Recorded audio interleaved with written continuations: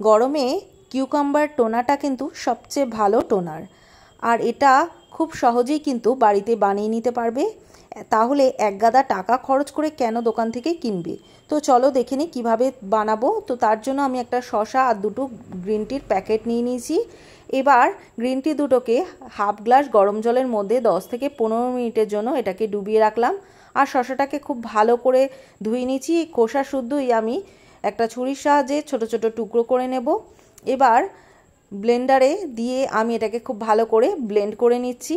এবার এই শসার রসটাকে কিন্তু ছাঁকনির মাধ্যমে পুরো শসাটাকে বার করে নেব। দেখো আমাদের পুরো শসার রসটা কিন্তু বার হয়ে গেছে। এবার গ্রিন টিটাও এতক্ষণে ঠান্ডা হয়ে গেছে। এবার এই গ্রিন টির প্যাকেট দুটো কিন্তু তোমরা ফেলে দেবে না, এটা ফ্রিজে রেখে তোমরা চোখের তলায় যদি তোমাদের ডার্ক সার্কেল থাকে তাহলে কিন্তু এটা ব্যবহার করতে পারো, খুব তাড়াতাড়ি কিন্তু ডার্ক সার্কেল দূর হবে।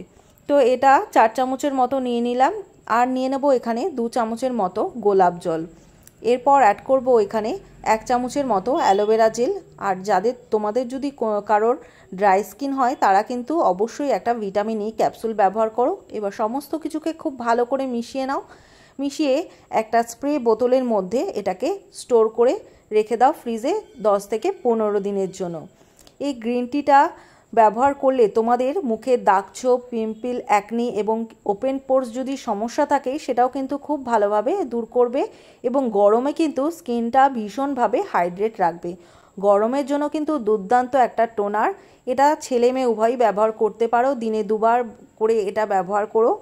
তো এটা ফ্রিজে রেখে 15 দিন টানা ব্যবহার করো, দেখবে তোমাদের স্কিনটা কতটা গ্লো করছে। একবার যদি এটা বানিয়ে ব্যবহার করো তাহলে কিন্তু অন্য কোনো টোনার তোমাদের ব্যবহার করতে ইচ্ছা করবে না। অবশ্যই ট্রাই করো। যদি ভিডিওটা ভালো লাগে অবশ্যই একটা লাইক, শেয়ার ও ফলো করে দিও।